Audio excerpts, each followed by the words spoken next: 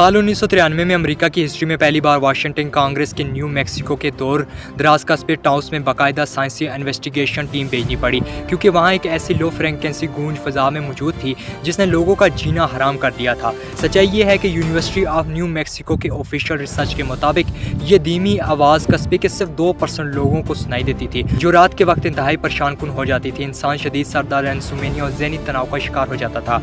Audio engineer ने जब इंतहाई हसास माइक्रोफोन्स लगाए तो हैरत अंगेज तौर पर फिजा में ये फ्रीक्वेंसी रिकॉर्ड तो हुई, मगर इसका सरबस कब्जे की किसी इंडस्ट्री या पावर ग्रिड से मैच नहीं हुआ। यहाँ दो ठोस साइंसी थ्योरी सामने आई। पहली ये कि ये इंसान के कानों के अंदरूनी तभी मसाइल यानी टेंटिस है, और दूसरी ये कि ये ज़मीन के अंदरूनी हिस्से से निकलने वाली कुदरती एक्सूटिक व्यूज़ है। लेकिन न्यू मैक्सिको के इस इलाके के पहाड़ों के नीचे बने ultra high security military base का असली सच क्या है, जानने के लिए मुझे फॉलो कर लें।